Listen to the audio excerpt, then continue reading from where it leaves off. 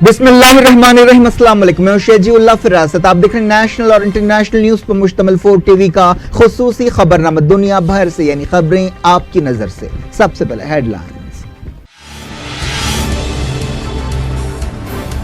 Iran के बढ़ते कदम रोकने के लिए अमेरिका कई मुल्कों के साथ मिलकर काम करेगा। माइक पॉम्पियो ने मंसूबे का ऐलान किया। सेक्रेटरी ऑफ स्टेट की हैसियत से पहली तकरीर।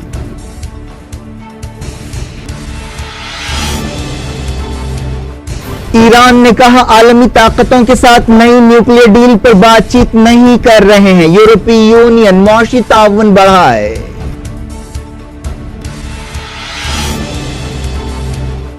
मोदी ने सूची में की पुतिन से मुलाकात। ईरान डील और अहम आलमी मसाइल पर बातचीत।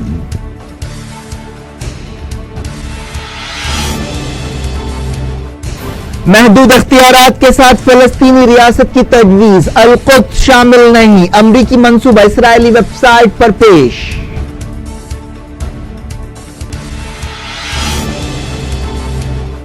जाजान में अलहूसियों का एक और मिसाइल हमला। सऊदी इत्तेहाद ने किया मार गिराने का दावा।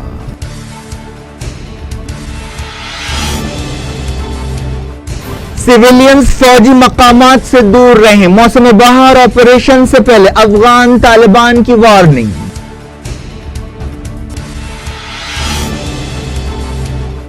वेनेजुएला के इलेक्शंस में निकोलास मदुरो की कामयाबी। कहा साम्राज्यवाद के खिलाफ जीत है। अपोजिशन पार्टियों और अमेरिका ने लगाया धांधलियों का इल्जाम।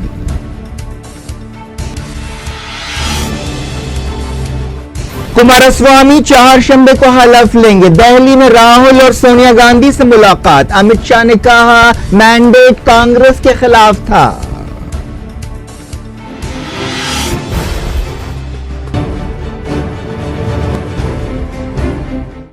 हेडलाइंस आपने देखी। खबरों की तफसील की तरफ आपको ले चलते हैं। अमेरिका के नए secretary of state Mike Pompeo ने ईरान से मुकाबला करने के लिए एक नए मंसूबे का ऐलान किया। इस मंसूबे के तहत अमेरिका ईरान के खिलाफ एक आलमी इत्तेहाद बनाएगा और कई मुल्कों के साथ मिलकर काम करेगा ताकि ईरान को बातचीत के लिए मजबूर किया जा सके और एक नया सिक्योरिटी ढांचा बनाया जा सके। इस मंसूबे में ईरान के न्यूक्लियर प्रोग्राम को रोकने की भी बात कही गई है। Secretary of state Mike Pompeo ने ओहदा संभालने के बाद पहली अहम पॉलिसी तकरीर की। उन्होंने कहा कि हमें ईरान के खतरों से निपटने के लिए एक नए फ्रेमवर्क की जरूरत है। Secretary of state Mike Pompeo ने इल्जाम लगाया कि ईरान दहशतगर्दों की मदद कर रहा है और मिसाइल टेक्नोलॉजी को फैला रहा है। माइक पॉम्पियो ने कहा कि ईरान सीरिया और यमन की खाना जंगियों को हवा दे रहा है। पॉम्पियो ने वाशिंगटन के हेरिटेज फाउंडेशन में यह खिताब किया जिसमें उन्होंने ईरान न्यूक्लियर डील के ताल्लुक से अमेरिका का फैसला ना मानने पर यूरोपीय मुल्कों पर तनकीद की। ईरान के वज़ीर ख़ारजा जवाद ज़रीफ ने कहा है कि न्यूक्लियर डील के लिए यूरोपीय मुल्कों की ताईद काफ़ी नहीं है और उन्हें ईरान के साथ मौशी ताउन बढ़ाने के लिए और ज़्यादा अमली कदम उठाने चाहिए। जवाद ज़रीफ ने यूरोप के इमरजेंसी कमिश्नर और उनके साथ तेहरान आने वाले एक डेलीगेशन से मुलाकात करते हुए ये बात कही। ईरान ने एक रिपोर्ट को रद्द कर दिया जिसमें कहा गया कि ईरान बड़ी ताकतों के साथ एक नई न्यूक्लियर डील के बारे में बातचीत कर रहा है। जर्मनी के एक अखबार में यह रिपोर्ट छापी गई थी जिसमें कहा गया था कि ऐसी बातचीत हो रही और सिफारतकार एक नई तजवीज़ पर काम कर रहे हैं जिसमें ईरान और आलमी ताकतें नए समझौते पर गौर कर रही हैं और इसमें तकरीबन पुरानी बातें शामिल होंगी लेकिन अमेरिका को खुश करने के लिए बाज़ नई बातें शामिल की जाएंगी। ईरान की वज़ारत ख़ारजा के तर्जुमान बहराम कासमी ने कहा कि ऐसी बेबुनियाद बातें सहियूनी मीडिया की पैदावार होती हैं जो ईरान के दुश्मन हैं। अमेरिका के सदर डोनाल्ड ट्रंप ने महदूद खुदमुख्तारी के साथ एक फलस्तीनी रियासत बनाने की तजवीज़ पेश की है जिसके तहत अबूदिस नामी एक मकाम फलस्तीन का दारुल हुकूमत होगा। इसराइल की इंटेलिजेंस की एक वेबसाइट पर यह बात कही गई। इस फलस्तीनी रियासत को मगरबी किनारे के आधे हिस्से पर इख्तियारात हासिल होंगे। बताया गया कि इस मंसूबे का बाकायदा ऐलान अगले महीने किया जाएगा। इस बात का इम्कान नहीं है कि फलस्तीनी इस समझौते को कबूल करेंगे। ट्रंप लंबे अरसे से इसराइल फलस्तीन मसले को हल करने के लिए एक मंसूबे पर काम कर रहे हैं जिसे डील ऑफ द सेंचुरी का नाम दिया गया है। हाल ही में अमेरिका ने अल-कुद्स या यरूशलेम को इसराइल के दारुल हुकूमत की हैसियत से तस्लीम किया और वहां पर अपना सफारत खाना कायम किया। ट्रंप के दामाद और एडवाइजर जेरेड कुशनर और इंटरनेशनल मामलात से मुताल्लिक उनके स्पेशल एडवाइजर जैसन ग्रीनबेल्ट ने इस मंसूबे को तैयार करने में अहम रोल अदा किया है। पता चला कि ट्रंप ने इस मंसूबे के बारे में सऊदी अरब के क्राउन प्रिंस मोहम्मद बिन सलमान, यूएई के हुक्मरान और कतर के अमीर शेख तमीम के अलावा इजिप्ट के सदर सीसी से भी बातचीत की। रिपोर्ट में कहा गया कि तुर्की के सदर तैयब एर्दोगान ने इस समझौते से इत्तेफाक करने से इनकार कर दिया। अमेरिका के नए मंसूबे के मुताबिक गोलान पहाड़ियों को इसराइल के इलाके की हैसियत से तस्लीम किया जाएगा। इसराइल ने 1967 की जंग में यह इलाका सीरिया से हत्या लिया था। पैराग्वाय ने भी यरूशलेम में अपना सिफारत खाना कायम कर दिया। पैराग्वाय अमेरिका के नक्श कदम पर चलने वाला दूसरा मुल्क है। पैराग्वाय के सदर और इसराइल के वजीर आजम ने पीर को होने वाली इस तकरीब में हिस्सा लिया। पता चला है कि इसराइल की कार्रवाई में जख्मी एक और फलस्तीनी जाँ बहक हो गया। इस फलस्तीनी की उम्र 53 साल बताई गई है। फलस्तीन इंफॉर्मेशन सेंटर ने यह बात बताई। गाजा के खराब हालात पर एहतजाज करते हुए एक फलस्तीनी ने अपने आप को आग लगा ली। इस 20 साल नौजवान की हालत नाजुक बताई गई है। एक रिपोर्ट में कहा गया कि इस नौजवान ने अपने आप को आग लगाने से पहले हमास के खिलाफ नारे लगाए। ये वाकया गाजा के शेख रिजवान इलाके में पेश आया। गाजा पिछले 12 साल से इसराइल की नाकाबंदी में है और अमलन वो इलाका 12 साल से खुली जेल में बदल गया है। हमास ने कहा कि गाजा जराइम की आलमी तहकीकात कबूल करने से इसराइल का इनकार इस बात का सबूत है कि इसराइल की फौजों ने बेरहमी से सिविलियंस के खिलाफ जंगी जराइम किए हैं। हमास के तर्जुमान अब्दुल लतीफ ने एक बयान में यह बात कही। फलस्तीन के सदर महमूद अब्बास को हालिया अरसे में तीसरी बार रामल्ला के एक हॉस्पिटल में शरीक किया गया है। उनकी सेहत के ताल्लुक से तफसीली खबरें सामने नहीं आई हैं। सीरिया की फौज ने दमिश्क के करीब आईएसआईएस के आखिरी ठिकाने में एक ऑपरेशन कामयाबी से मुकम्मल कर लिया और आईएस मिलिटेंट्स को पीछे धकेल दिया। एक सरकारी मीडिया में यह बात कही गई। सरकारी फौज ने कुछ हफ्तों से हजर अल अस्वद जिले को हासिल करने के लिए ऑपरेशन शुरू किया था, जो यरमुक रेफ्यूजी कैंप के करीब वाक़ है। फ्रांस सीरिया में अपनी फौजी मौजूदगी बढ़ाएगा और कुर्दों की तायद के हवाले से अमेरिका के साथ मिलकर काम करेगा। पता चला है कि कुर्द इलाकों में अमेरिका काफी सरगर्म है और अमेरिका चाहता है कि वो सीरिया का बंटवारा करे। तुर्की की एक सरकारी न्यूज एजेंसी ने यह बात कही। सऊदी अरब की फौज ने एक बार फिर यमन के अलहूसियों की तरफ से फायर किए गए एक मिसाइल को मार गिराने का दावा किया। सऊदी अरब और इत्तेहादी फौजों के तर्जुमान कर्नल तुर्की अल मालिकी ने कहा कि रॉकेट हमले में कोई जख्मी नहीं हुआ। इस रॉकेट के टुकड़े एक आबादी वाले इलाके में गिरे। तुर्की अल मालिकी ने कहा कि अलहूसी अक्सर ऐसे हमले कर रहे हैं और उन्हें ईरान मदद दे रहा है, जो यूनाइटेड नेशंस की करारदादों की खिलाफ वर्जी कर रहा है। यमन से मिलने वाली खबरों में तस्दीक की गई है कि अलहूसी ने सऊदी अरब के हमलों के जवाब में बैलिस्टिक मिसाइल से हमला किया। अल मसीरा टेलीविजन चैनल ने कहा कि जाजान एयरपोर्ट पर बदरवन मिसाइल से हमला किया गया, जिसने कामयाबी के साथ अपने टारगेट पर वार किया। सऊदी इत्तेहाद ने इल्जाम लगाया है कि अलहूसी बच्चों का इस्तेमाल इंसानी ढाल के तौर पर कर रहे हैं। सऊदी इत्तेहाद ने एक यमनी बच्ची को बचाने का दावा किया और कहा कि उसका इस्तेमाल ढाल के तौर पर किया जा रहा था। इस बच्ची की पहचान 4 साल जमीला की हैसियत से की गई है। इस मिसाइल का निशाना जाजान बताया गया है। यह हमला पीर की सुबह किया गया। अफगानिस्तान के तालिबान ने सिविलियंस को वार्निंग दी है कि वो फौजी मकामात से दूर रहें। समझा जाता है कि तालिबान दारुल हुकूमत काबुल और दूसरे मकामात पर हमले तेज करने की तैयारियां कर रहे हैं। तालिबान ने एक ऑनलाइन बयान जारी किया जिसमें कहा गया कि वो दुश्मन के फौजी और इंटेलिजेंस सेंटर्स को निशाना बनाएंगे। यह हमले मौसम बहार में आमतौर पर किए जाने वाले हमलों का हिस्सा हैं। ईरान ने इन इल्जामात को गलत बताया है कि वह अफगानिस्तान के तालिबान की मदद कर रहा है। ईरान ने कहा कि यह दावा अमरीकी कमांडर्स के इशारे पर किया जा रहा है, जो तशद्दुद की असल वजह को छुपाना चाहते हैं और अवाम की तवज्जो हटाना चाहते हैं। ईरानी सरहद के करीब वाक़े अफगानिस्तान के फराज सूबे में लड़ाई हो रही है, जहां पर तालिबान सूबाई दारुल हुकूमत पर कब्जा करने के करीब पहुंचते नजर आ रहे हैं। ईरान की वज़ारत ख़ारिजा के तर्जुमान बहराम कासमी ने कहा कि अफगानिस्तान के शहरों पर तालिबान के हमले और सरकारी फौज की जवाबी कार्रवाइयां कोई नई बात नहीं है।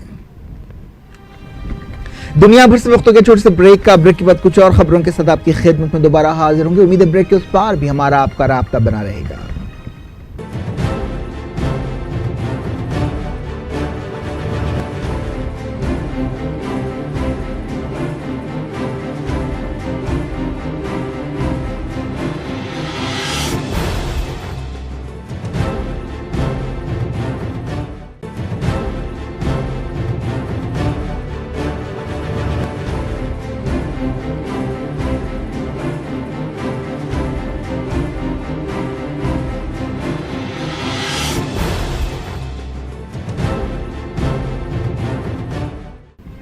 Welcome back. आप देख रहे हैं अपना पसंदीदा खबरनामा दुनिया भर से और मैं हूं शजीउल्लाह फरासत। इस खबरनामे में हम आपके लाते हैं दुनिया के गोशे गोशे से आप ही की पसंद और दिलचस्पी की खबरें। आगे बढ़ने से पहले हेडलाइंस एक बार फिर।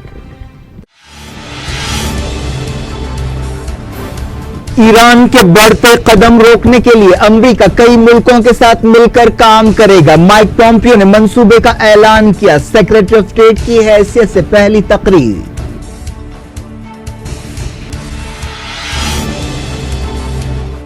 ईरान ने कहा आलमी ताकतों के साथ नई न्यूक्लियर डील पर बातचीत नहीं कर रहे हैं। यूरोपीय यूनियन मौशी ताउन बढ़ाए।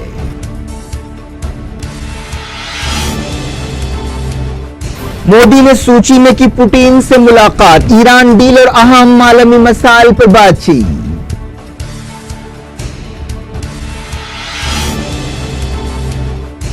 महदूद अख्तियारात के साथ फलस्तीनी रियासत की तजवीज, अल-कुद्स शामिल नहीं, अमरीकी मंसूबा इस्राएली वेबसाइट पर पेश।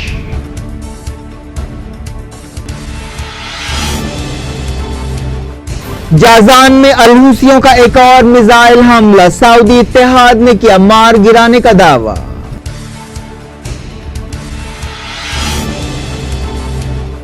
सिविलियंस फौजी मकामात से दूर रहें, मौसम बहार ऑपरेशन से पहले अफगान तालिबान की वार्निंग।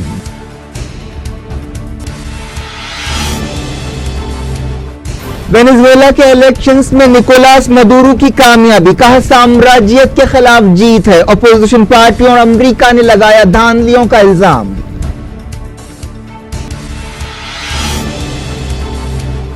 कुमारस्वामी चारशंबे को हलफ लेंगे, दिल्ली में राहुल और सोनिया गांधी से मुलाकात। अमित शाह ने कहा मैंडेट कांग्रेस के खिलाफ था।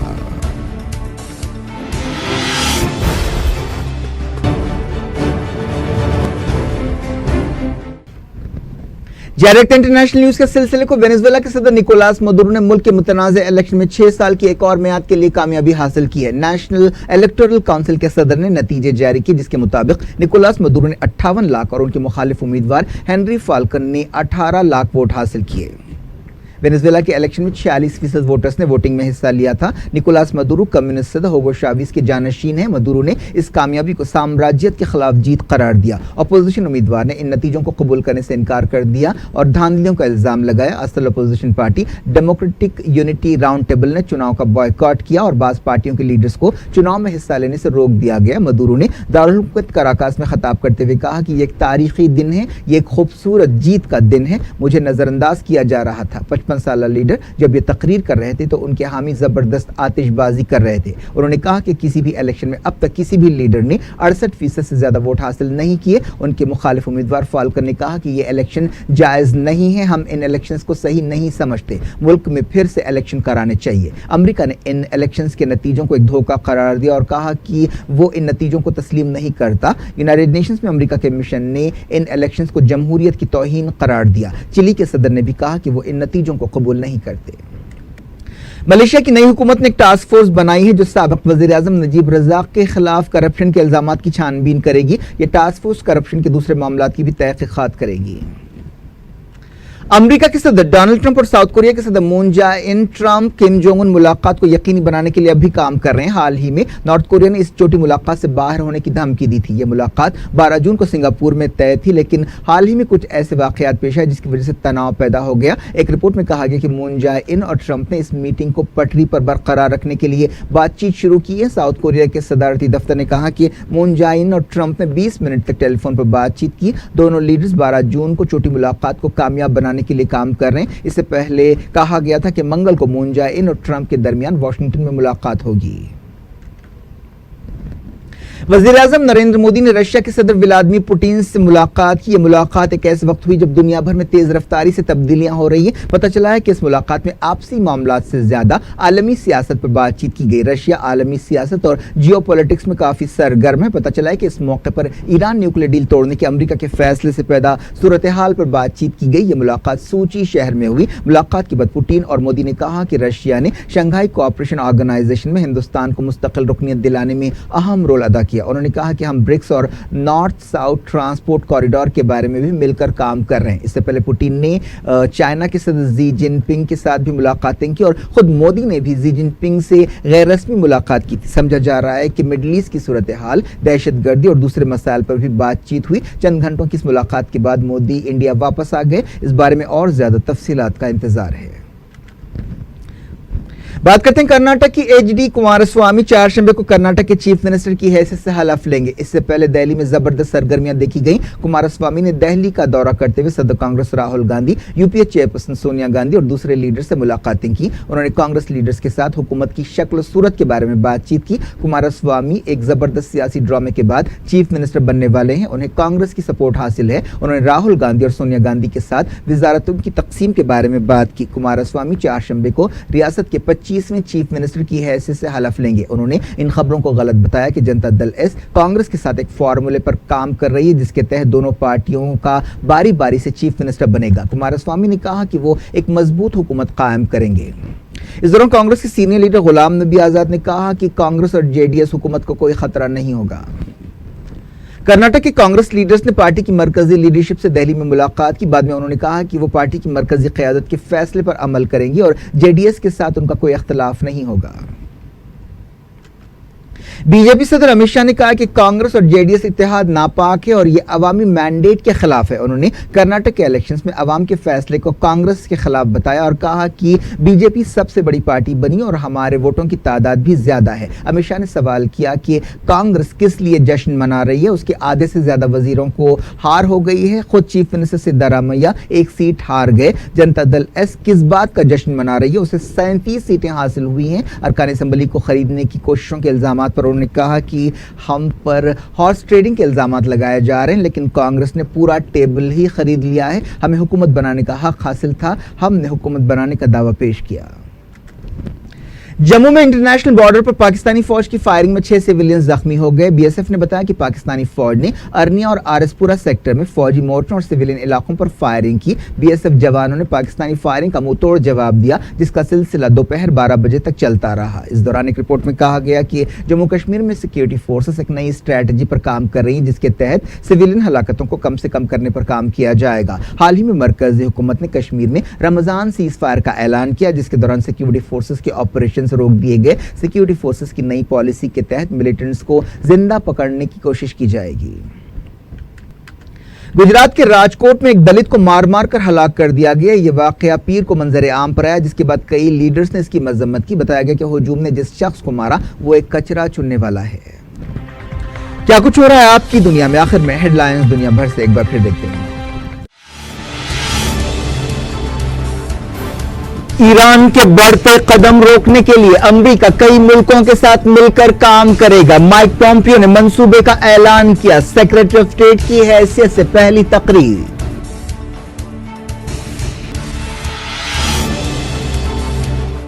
ईरान ने कहा आलमी ताकतों के साथ नई न्यूक्लियर डील पर बातचीत नहीं कर रहे हैं। यूरोपीय यूनियन मौशी ताउन बढ़ाए।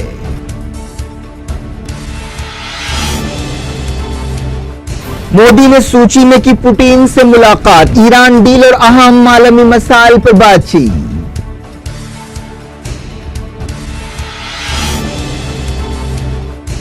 महदूद अख्तियारात के साथ फलस्तीनी रियासत की तजवीज। अल-कुद्स शामिल नहीं। अमरीकी मंसूबा इस्राएली वेबसाइट पर पेश।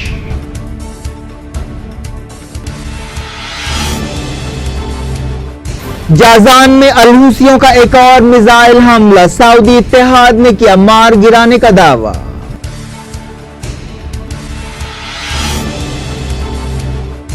सिविलियंस फौजी मकामात से दूर रहें। मौसम बहार ऑपरेशन से पहले अफगान तालिबान की वार्निंग।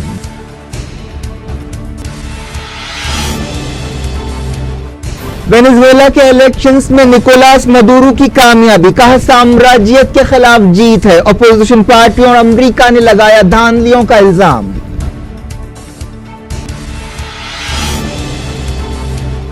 कुमारस्वामी चारशंबे को हलफ लेंगे। दिल्ली में राहुल और सोनिया गांधी से मुलाकात। अमित शाह ने कहा मैंडेट कांग्रेस के खिलाफ था।